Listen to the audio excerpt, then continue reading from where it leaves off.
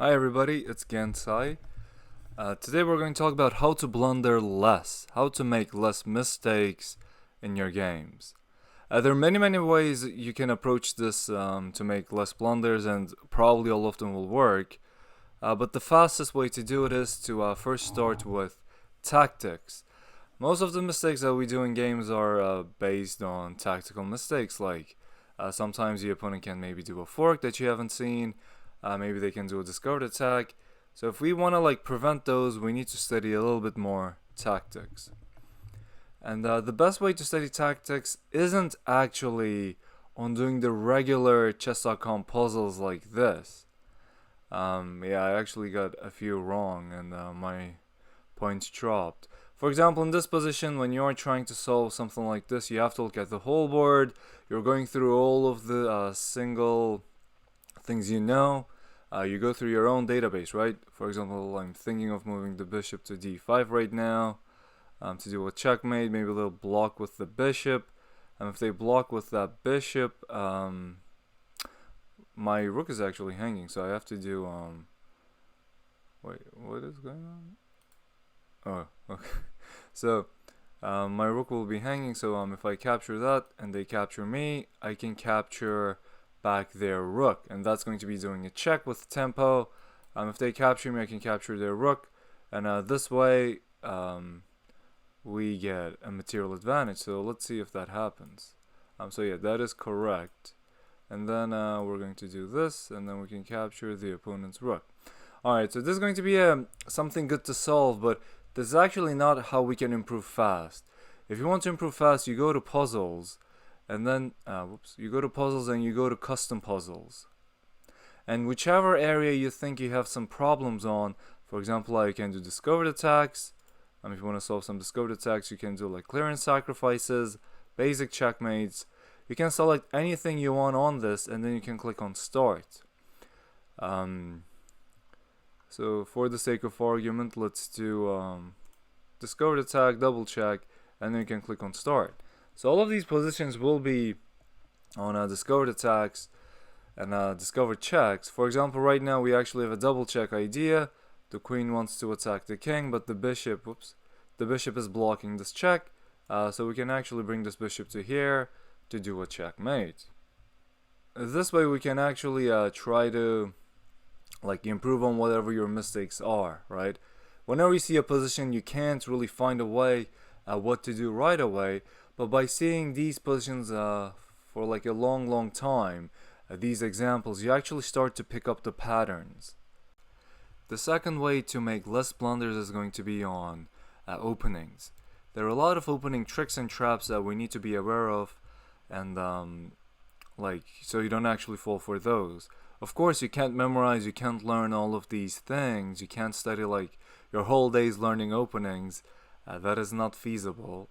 But once you start studying a few openings that you enjoy, you will see that these traps, they actually follow a pattern, they actually follow a motif. For example, Eric Rosen made this very popular. If you're playing as black, he suggested that as a beginner you can play this move, which is the Stafford's gambit. If white accepts it, black captures with this, and there are so many different ideas that black can do. It is a gambit, so black is sacrificing a pawn, and usually in gambits there are some tricks and traps that that person can try to do. If white doesn't know this and they try to push this pawn to attack this knight, the knight actually gets into a good position attacking these important squares.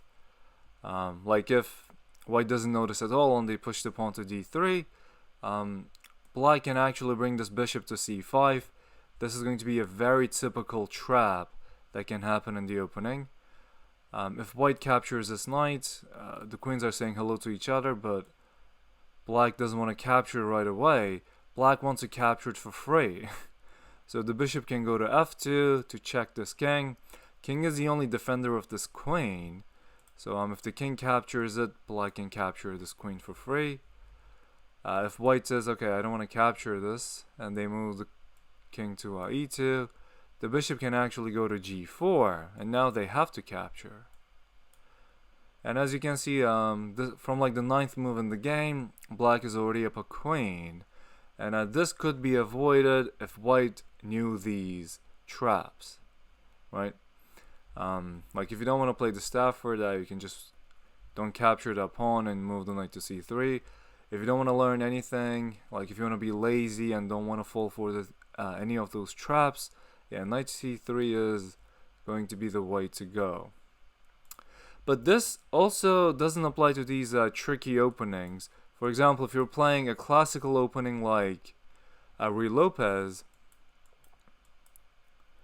and you do a castle right now, the opponent can bring the bishop to g4. There's actually a very famous trap that black can do if white pushes the pawn to h3. Black can try to push this pawn to h5, seeming like a mistake because bishop is more valuable than a pawn. White would, of course, want to capture this.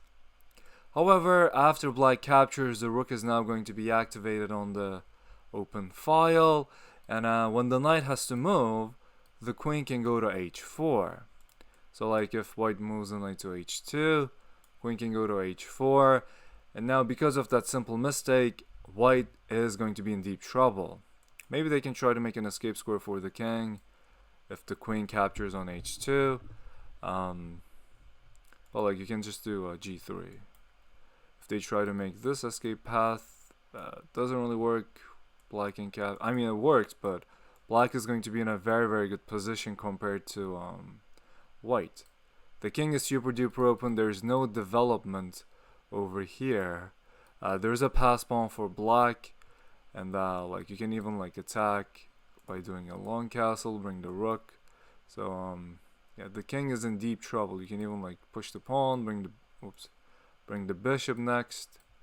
So this could all be avoided if white knew how to not capture that bishop. But yeah, we actually need to study these openings in order to recognize these kind of moves. Because in some positions there are actually going to be mistakes to do a move like this. Pawn h5. The third way of blundering less is actually going to be on how you play the games.